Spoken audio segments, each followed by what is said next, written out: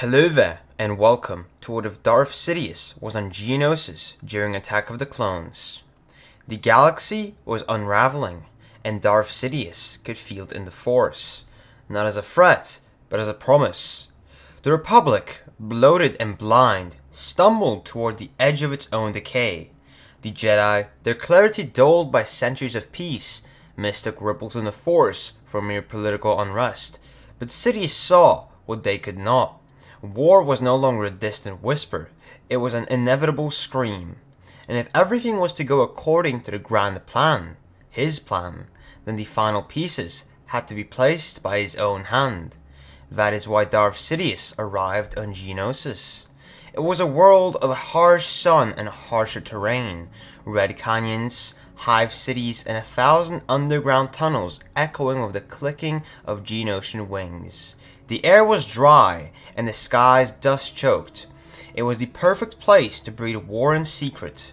The leaders of the separatist movement had gathered here, shielded by Geonosian armies and endless legions of battle droids. In the halls below the arena, they whispered of revolution, independence, and freedom from the Republic. But they were children playing at the rebellion. Sidious knew it. He allowed it. He needed it.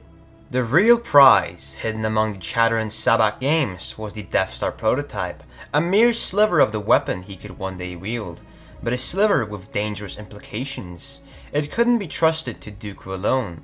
The Separatists didn't know what they possessed. Sidious needed to inspect it, to safeguard it, and to remind Count Dooku, his apprentice, but not his equal, that true power was something you had to seize for yourself. Dooku met him in the shadows of the war chambers, bowing deeply, robes brushing against the cold floor. The Sith Lord did not respond. His face was hidden beneath his black hood, eyes burning gold beneath layers of deception. Dooku straightened slowly, measuring his words. "My master," he said, "it is unexpected, but an honor to have you here." Sidious said nothing for a long moment. Then, with that low, deliberate tone that could freeze the blood of any living soul, he answered, "The Jedi move faster than I anticipated. Kenobi is close. Closer than I prefer. He's tracking Fett to Kamino, and now to here." Dooku's brow furrowed. "Surely we can deal with him." Sidious turned his head slightly. "You will not act until I say. We cannot risk the Jedi understanding what is truly happening. The clones, the factory, the superweapon. You will observe. You will be silent. When the time comes, I will deal with Kenobi myself, if need be." Dooku bowed again, but something in his chest twisted with unease. His master had never left Coruscant for something like this. Why now? Was it a test, or something more? Unbeknownst to both of them, far above the dusty surface, Obi-Wan Kenobi's Jedi starfighter slipped into Geonosian orbit. He was focused, tense. Jango Fett's ship had led him here, and while Kenobi didn't know the truth, his instincts screamed that the Separatists were more than a political faction. This wasn't just a civil war waiting to happen. This was a conspiracy, dark and ancient. And down below, in the shadows of the Geonosian catacombs, Sidious felt the presence, not Obi-Wan specifically, but the tremor of a Jedi mind drawing near. His lip curled slightly beneath his hood. "Let him come," he whispered to himself. "Let him see what they've built. Let him report to the council. It changes nothing. The war begins when I say it does." Meanwhile, inside the Geonosian Council halls, the leaders of the Techno Union, the Banking Clan, the Trade Federation, and the Corporate Alliance continued their negotiations with Count Dooku. But now, there was another figure present, silent, watching, cloaked in darkness. They didn't know who he was. Some believed he was a financial backer. Others thought he might be a high-ranking informant from within the Republic. None dared ask Dooku, and no one ever looked too long into the eyes of these figures standing at the far end of the chamber. They didn't know they were standing next to the future Emperor of the Galaxy. The atmosphere shifted, tension like a current through the air. Deep in the catacombs, Sidious entered the hidden vault where the Death Star schematics were kept. A massive hologram bloomed in front of him, the skeletal image of the moon-sized weapon. It was crude, unfinished, but unmistakable. He raised a gloved hand and turned the image slowly in the air. "So much potential," he muttered. "But these fools, they build a weapon without understanding the cost. They think they are the future, but they are only fuel for the fire. Elsewhere in the system, Obi-Wan's ship disappeared beneath the clouds. The board was set, the players were arriving, and Darth Sidious, for the first time in years, would stand in the arena himself and watch the game begin in blood. Obi-Wan Kenobi moved like a ghost through the Geonosian Undercity. The Force guided his every step as he navigated through narrow passages, slipping past patrols of droids and buzzing Geonosians. The oppressive heat and dim lighting did little to deter him, not when he had come so far. He had followed Jango Fett from Kamino to this world. He had confirmed the existence of a secret droid army, but something gnawed at the edges of his mind, something deeper than politics or corruption. This wasn't just about rebellion or power. This was something darker. He found his vantage point above the war room, a high ridge behind the latticed wall carved into the stone. Peering down, he saw Count Dooku speaking with the leaders of the Separatist Alliance, Wat Tambor of the Techno Union, Pogo the Lesser, Newt Gunray, San Hill. It was exactly what he had expected, until he saw him. A cloaked figure stood at the back of the chamber, completely still, not speaking, but the moment Obi-Wan laid eyes on him, a chill swept through his body. He couldn't make out the man's face beneath the hood, but the presence, that presence, was unmistakable. It was like a wound in the Force, cold, hungry, patient. Obi-Wan's heart raced. He activated his hull transmitter immediately and contacted the Jedi Temple. The transmission flickered to life in the Jedi Council chamber, revealing the grainy blue image of the haggard knight crouched in shadows. "Masters," he whispered, "I've uncovered a separatist summit deep beneath the surface of Geonosis. Count Dooku is present, as are representatives of major trade and banking guilds." Mace Windu's brow furrowed. "That confirms the worst fears." "There's more," Obi-Wan continued. "I've found the source of the droid army. Factories stretching for miles underground. They've prepared for war. But that's not all. I saw someone else." The room in the temple grew silent. "There's a cloaked figure with Dooku. He hasn't spoken, but, Masters, the darkness I felt from him, it was like nothing I've sensed since Naboo, since," he hesitated, "since Maul." Yoda leaned forward slowly. "Describe him, can you?" "I couldn't see his face, Masters, but there was hatred, control. He wasn't a guest, he was in command." Obi-Wan's voice lowered to a whisper. "Whoever he is, I don't think Dooku is the one truly leading this movement." The Council exchanged glances. For the first time in decades, the Council felt genuine fear. Mace Windu stepped forward. "Transmit your coordinates, Obi-Wan. We'll dispatch reinforcements at once. Remain hidden." Obi-Wan nodded, ending the message and retreating deeper into the catacombs. Back in the war room, Dooku had paused mid-sentence. He turned slowly toward the cloaked figure, almost as if sensing the transmission. "He was watching," he said flatly. Sidious stepped forward out of the shadows. The Separatist leaders stiffened, unsure whether they should bow or run. But Sidious ignored them entirely. He looked directly at Dooku. "Let him go," he said. "Let the Jedi come. The war is ready. Now we give them a reason to fight." Dooku bowed his head. "Yes, my master." The Jedi Council wasted no time. Obi-Wan's transmission has set the temple ablaze with activity. Mace Windu and Yoda both understood the gravity of what they had just witnessed. Not only had Count Dooku fully committed to the Separatist cause, he had a shadowy Sith ally operating openly beside him. They did not know his identity, but the implications were terrifying. Darth Maul was gone, and now another dark presence had stepped from the shadows. There was no doubt the Sith were moving again, and the Republic stood on the edge of collapse. Meanwhile, on Naboo, Anakin Skywalker and Padme Amidala had received the same message from Obi-Wan, forwarded from the Jedi Council. Watching the flickering image of their friend and protector, they heard every word, from the Separatist lines to the mention of the mystery-cloaked figure. Padme stood up immediately, jaw clenched. "We have to go after him. He's outnumbered and in enemy territory. He won't last." Anakin hesitated, only briefly, but the Force screamed in his gut. "You're right. We're going." "I'm not going to sit around while Obi-Wan is captured or killed," she said, already strapping her blaster to her belt. "And if that shadow he saw really is a Sith," Anakin nodded, gripping his lightsaber, "then he won't be alone." They took off in Padme's personal starship, breaking protocol, disobeying the Council, but doing what they believed was right. On Geonosis, Obi-Wan had been captured. A circle of Geonosian warriors dragged him through the stone corridors, chaining him in a vast, sun-scorched arena. Not long after, Anakin and Padme were also taken after a short but intense skirmish in the factory tunnels. Together, the three stood side by side in the gladiatorial arena, surrounded by thousands of Geonosians cheering for blood. Up above on the royal viewing platform, Count Dooku looked calm, smug, but beside him the cloaked Darth Sidious stood like a spectre. His face remained hidden, but his presence was thunderous. This wasn't merely a political conflict for him, it was a test, a game. He was measuring the Jedi, observing Anakin up close for the first time, not because he saw the Chosen One, but because he wanted to witness how much danger the Jedi truly posed to his new war. And now he would have the answer. The beasts were released, chaos erupted, the crowd roared, but the chained prisoners were no easy prey. Anakin fought like a storm unchained, wild, reckless, but devastating. Padme used cunning and agility, climbing her pillar and firing precise shots. Obi-Wan, calm and methodical, evaded the Nexu with the experience of a warrior who had survived 100 battles. As the tide turned, the Separatist leaders grew anxious, but not Sidious. He watched in fascination. These Jedi were more capable than expected. Then came the moment that shattered the stalemate. A low hum in the air, growing louder. Gunships, a dozen of them. The Jedi had arrived, led by Mace Windu. A full strike team of over 200 Jedi dropped into the arena, igniting their sabers in perfect synchronization.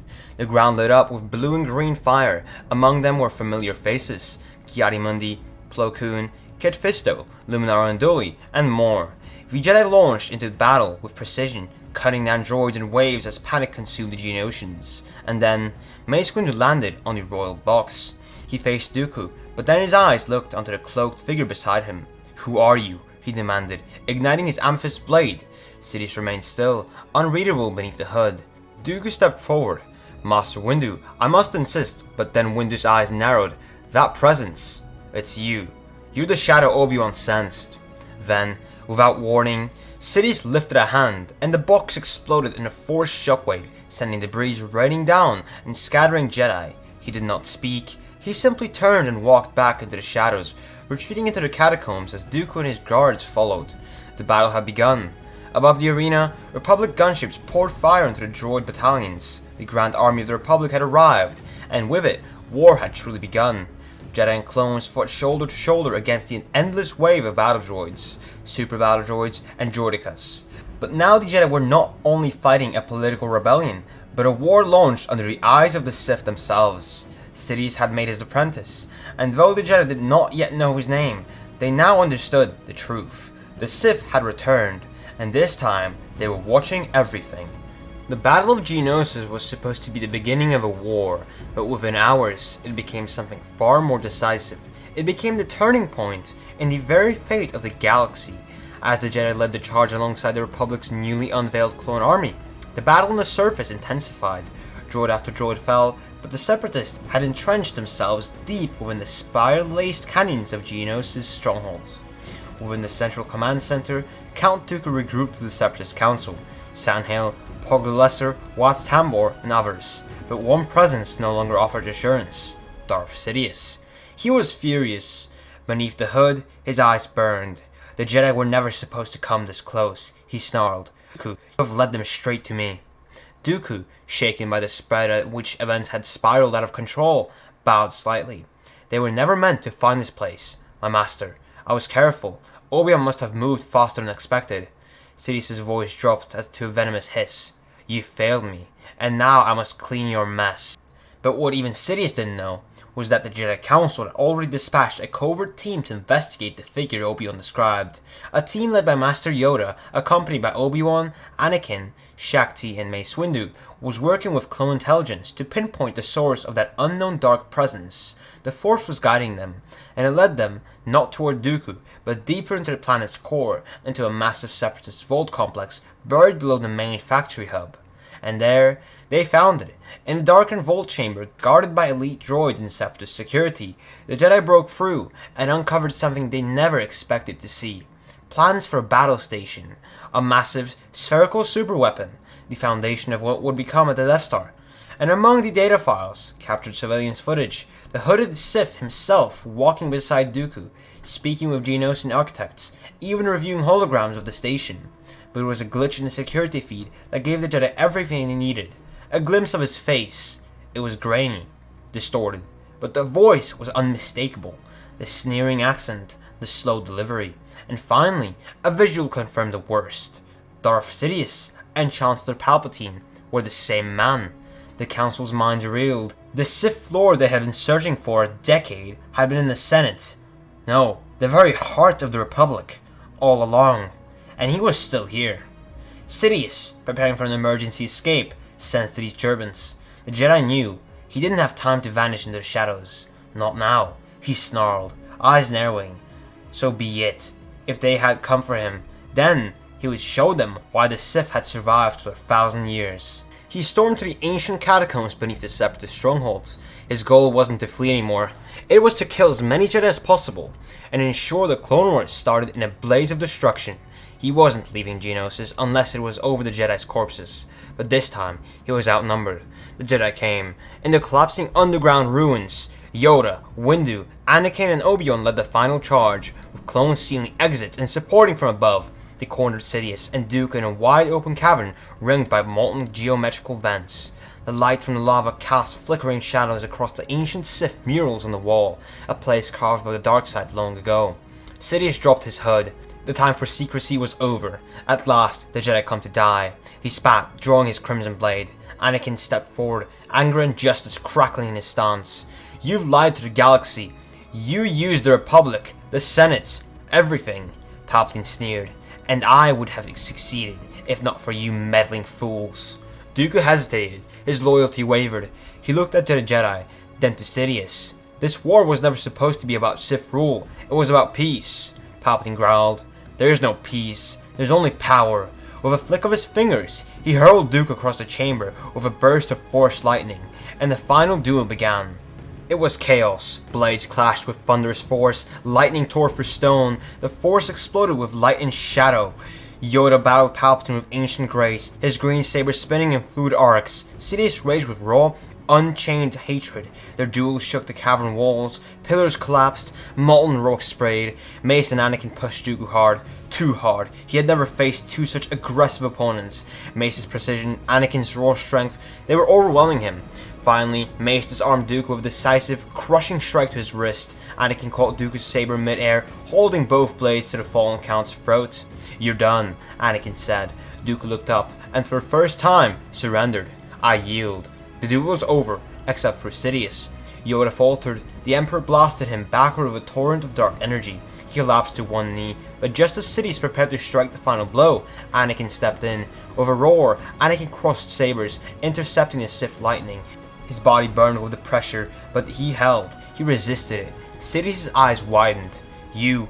How? He gasped. And then, Mace Windu struck from the side, slashing across Sidious's chest. Obi-Wan lunged in, stabbing his blade through the Sith Lord's back, and Anakin, with the strength of a prophecy fulfilled, drove his saber through Darth Sidious's heart. The Sith Lord let out a final, rasping cry. His body disintegrated into smoke and shadow. The cavern fell silent. The Sith were gone. The dust of Geonosis settled. The cavern where the Sith made their last stand became a tomb, not just for Darth Sidious, but for the lies, deception, and the rot that had poisoned the Republic for years. What began as a covert Jedi mission had become one of the most consequential turning points in galactic history. The Sith were dead.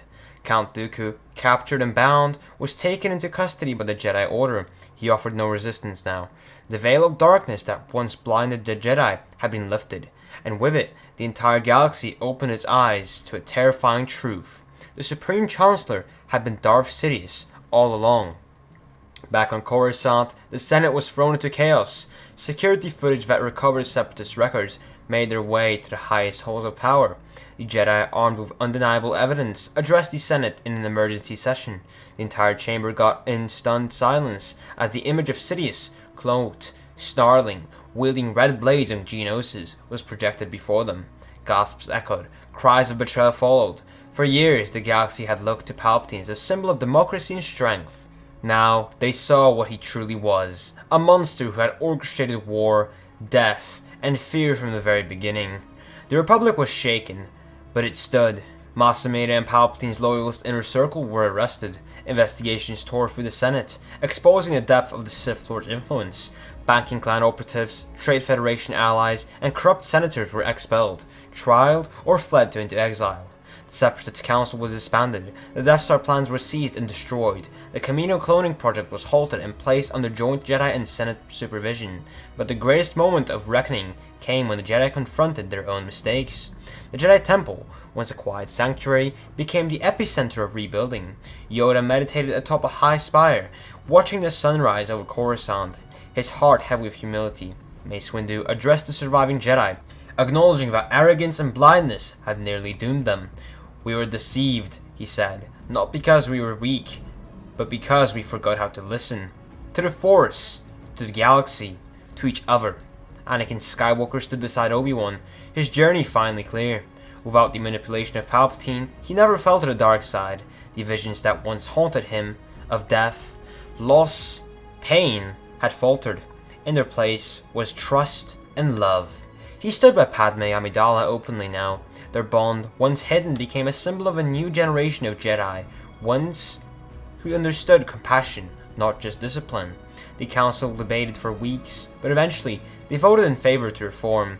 The Jedi Order would change. Attachments were no longer forbidden. Emotion was no longer feared. The Jedi would become guardians again, not only of peace, but of the people.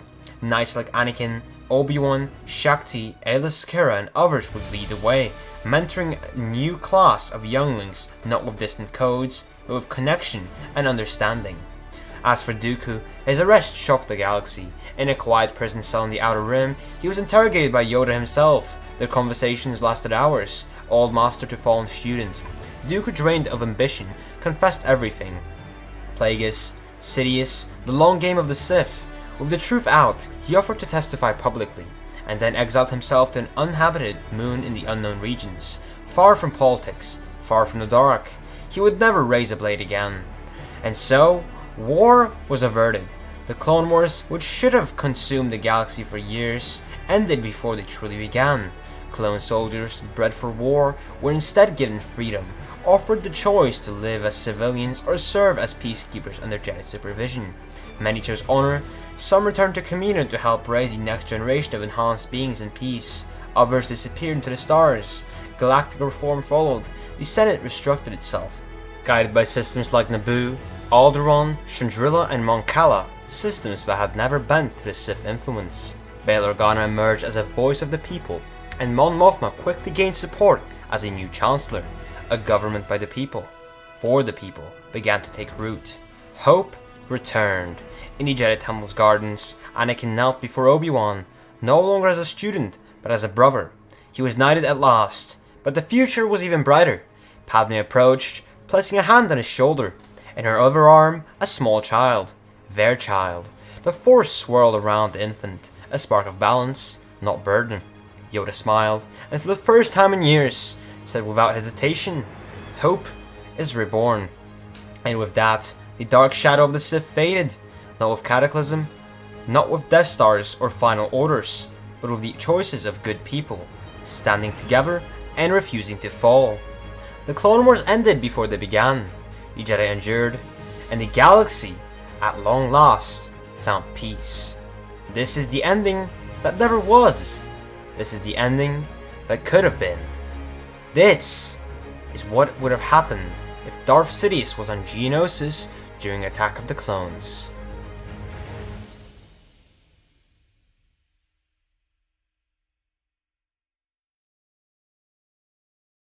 So, that is it for What If Darth Sidious Was on Geonosis during Attack of the Clones. I hope you guys enjoyed this Star Wars What If. I think it's a pretty damn good one, and I really like it. The next Star Wars What If will be out on Sunday this week, and of course we do release a Star Wars What If every Thursday and Sunday. So if you guys enjoyed this and want to see more Star Wars What Ifs, subscribe. We're trying to reach 1,000 subscribers, and once we do, we're going to do a face review. Turn notifications on to be notified about the next time I post a Star Wars What If. Like the video and share this video with anybody that you think would enjoy it. Also, be sure to join our Discord server, the link is in the description, and join our Patreon if you want to support the channel and get exclusive per link in the description. Thank you very much for watching once again. This is the way, and may the Force be with you. Until then, I will see you next time.